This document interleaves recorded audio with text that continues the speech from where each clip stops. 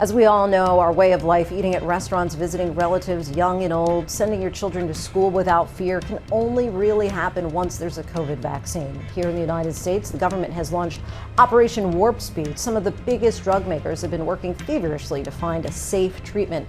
But how fast is too fast? Russia has declared they are the first in the world to approve a vaccine. Putin even claims that his own daughter took it.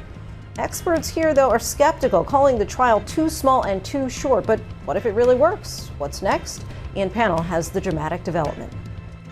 Tonight, Russia claiming a major victory with the world's first approved coronavirus vaccine. President Vladimir Putin even saying one of his daughters has been given the inoculation. После второй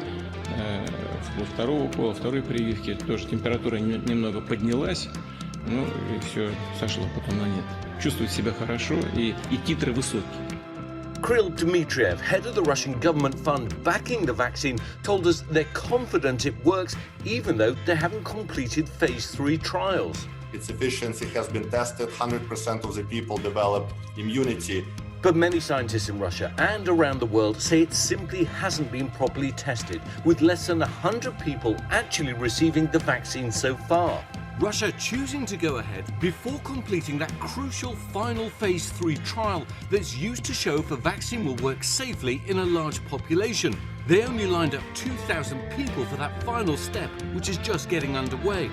Compare that to the tens of thousands now being tested with vaccines being developed by Moderna, Pfizer and Oxford, all of which are further along in trials than Russia. Russians say their vaccine was created so quickly because it's based on a previously developed Russian Ebola vaccine.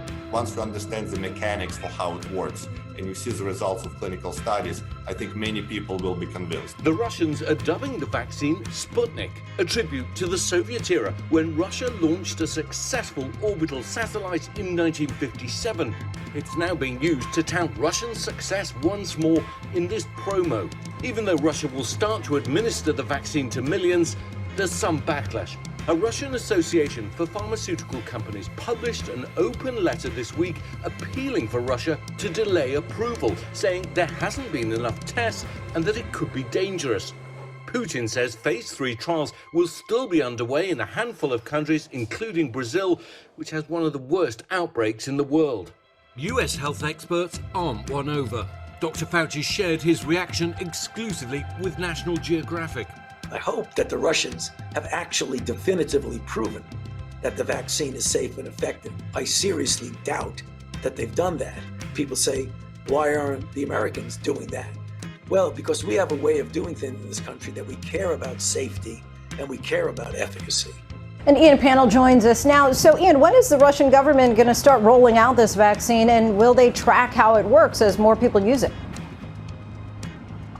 Well, look, this is a really interesting thing, is that they're only just starting the phase 3 trials. Now, we've heard about phase 3. This is the crucial stage. Moderna, the Oxford projects, they're all involved in heavy phase 3 testing at the moment, involving tens of thousands of people. The Russians are only just about starting to do that now, even though they've kind of declared victory that they've already got a vaccine. They're saying that they're going to roll it out to key frontline workers, that's medics and teachers, possibly by the end of this month. But large-scale mass vaccination in Russia, they say, will begin in October.